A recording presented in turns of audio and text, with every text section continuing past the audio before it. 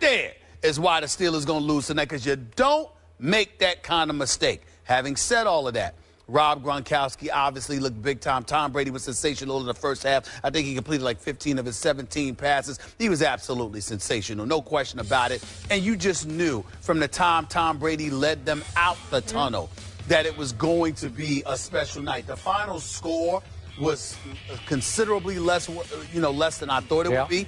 I thought the Patriots would drop 41. I thought the Steelers would still be able to put up points in bunches, which I still believe, by the way, had they not messed up that first drive. But in the end, they were not going to win this game. And to answer the question again directly, I think the New England Patriots have some things to be concerned about. Because even though D'Angelo Williams is no backup, he is the backup in Pittsburgh. And for him to run as effectively as he did yesterday, and for New England to bend a lot, didn't break, but bend a lot in giving up some big pass plays, I think that defense can be exposed. And as a result, I think there are some teams in the AFC that can take them out when it counts most, meaning the playoffs and preventing them from going to the Super Bowl.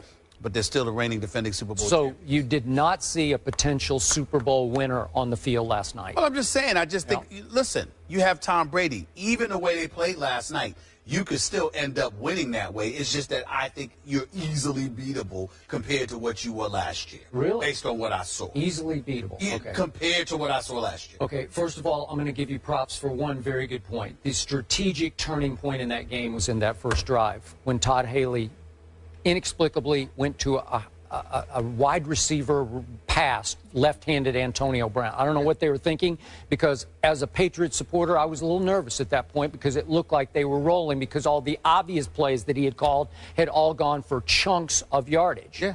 I give you that.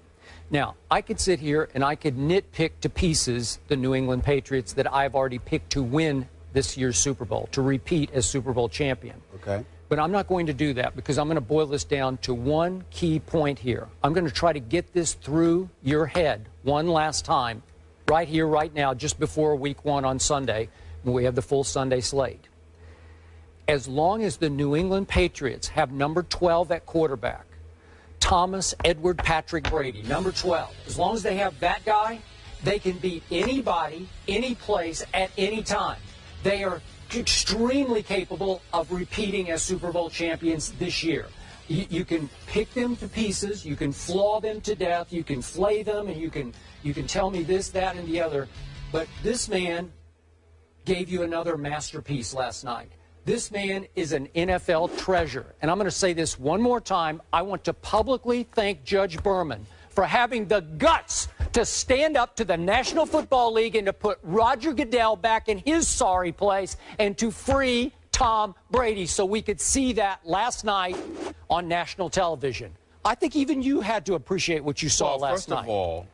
First of all, we all appreciate Tom Brady, the football player. There's no question about that. Secondly, I don't think it took the judge courage. He doesn't work for the NFL. He doesn't work for the Patriots. He doesn't work for I thought he... Excuse me, he's a federal judge. The NFL had home court advantage in that case. No, they had home court advantage because the belief was that the courts are management-friendly, which they are. But the judge itself, a federal judge, the league has absolutely positively no dominion over him. So it didn't take courage on the part of Richard Berman to sit there and usurp Roger Goodell's supposed authority and insert Tom Brady back into huge backbone. No, it didn't. Yes, it did not. Yes, it did. Listen, you know it did. Not if you're a federal judge. Is all I'm trying to say. When the whole world is predicting that Roger Goodell is going to steamroll Tom Brady. But the whole world isn't the judge overseeing the case, nor is he a federal judge that has no obligation to the NFL. It didn't take. I'm just saying you're throwing out the word courage. Okay.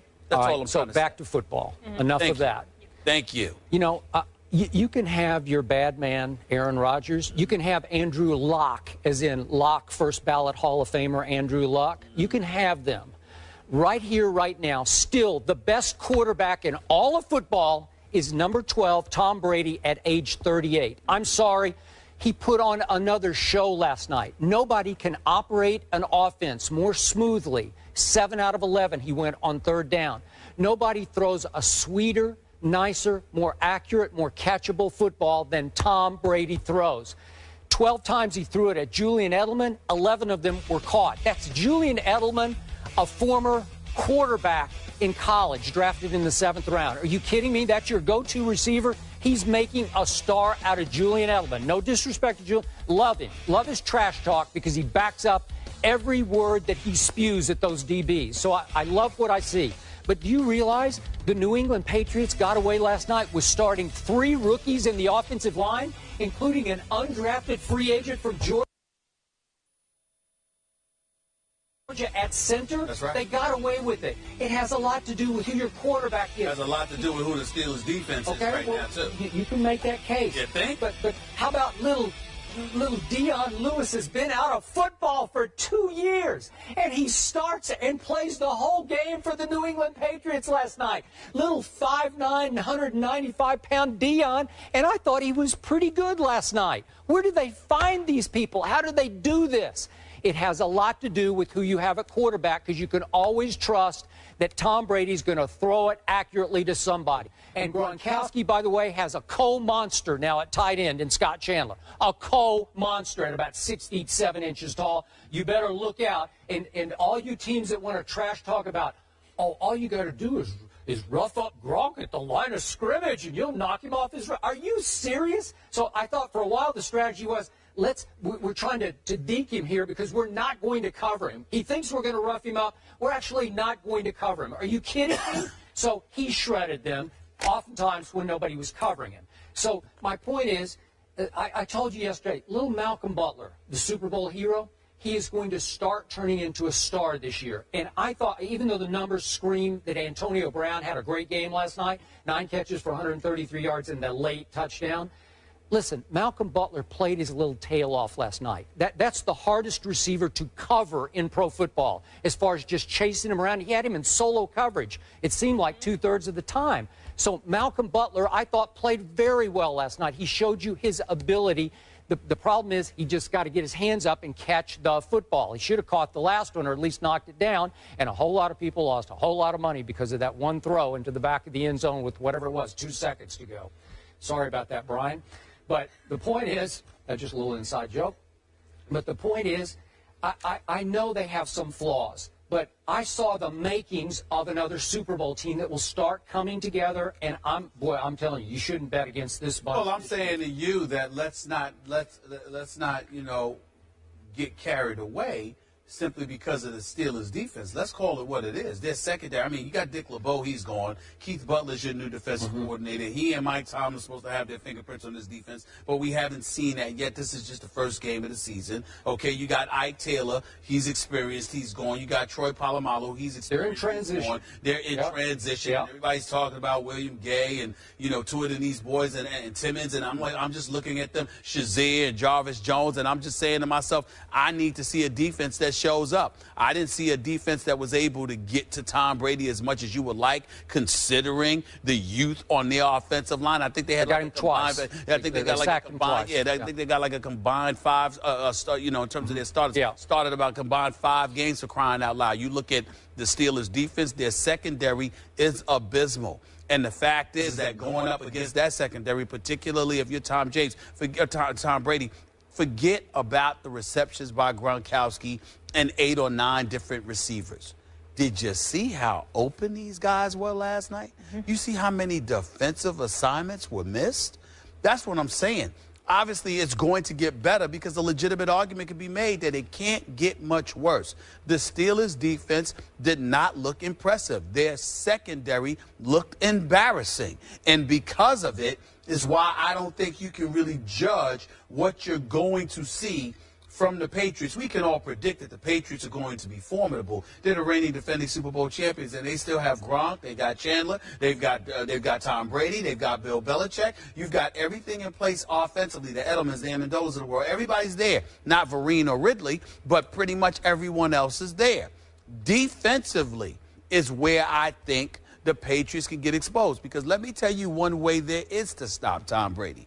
How about keeping him off the field, which the Steelers were doing relatively successfully? If you keep Tom Brady was cussing at himself last year at Lambeau Field. Why? Because that bad man that he is, Aaron Rodgers, when it counted, didn't let him get the ball back and didn't give him an opportunity to get back on the field to save the day. That's what I'm saying to you. Certainly Tom Brady can be who he is, as effective as he is, as great as he is. But that's only when he's on the field. And in order to get him on the field, that defense has to show up. And they bended entirely too much against the Steelers last night, without Le'Veon Bell, without Pouncey to help protect Roethlisberger, without Martavius Bryant. So guess what? When you're going up against some other teams, particularly teams with a running game, you might be able to keep Tom Brady off the field, and that's a problem. Okay, last quick point. Are you ready now to buy into Tom Brady as the best quarterback in football? No. Why not? No. Even after that? Why? I think that Aaron Rodgers is about to play this Sunday. I didn't see Aaron Rodgers playing last night. You saw Aaron Rodgers playing last night? I didn't see him. I did not see Aaron Rodgers playing last night. That's a good question because I did not see that. I watched the second half of the NFC Championship game at Seattle, and I didn't see Aaron Rodgers either. Oh, come on, guys. Where was he? And I remember, maybe he retired. And I remember I don't the year know. before you said the same thing about Tom Brady. So what? So what? Tom Brady can have a bad AFC Championship game, but Aaron Rodgers can't have a bad NFC Championship game, which, by the way, was against the Legion of Boom.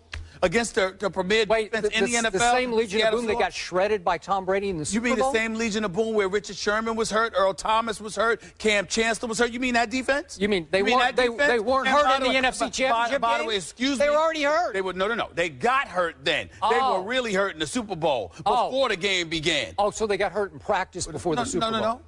No, they got hurt in the NFC Championship. Thank you. Okay. So where was Aaron Rodgers in the second half? They got hurt. QBR of like all I'm saying to you is that 12. you're talking about Seattle. We talk about Seattle. There's no shame in Seattle. Don't tell us to rush. We talking. You can't sit there and look at Seattle. I know that. I'm just saying you can't look at Seattle and ignore the fact that they're an elite team. Can't do it. We're going to get into Seattle more later. Pretty quickly here, I think.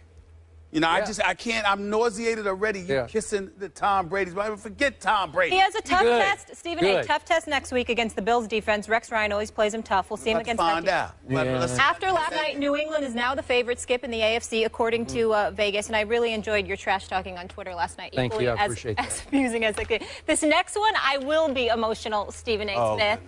This main event of the weekend comes from Arlington, Texas, where the Cowboys face the Giants at Jerry's World. The Cowboys took both meetings with their rivals last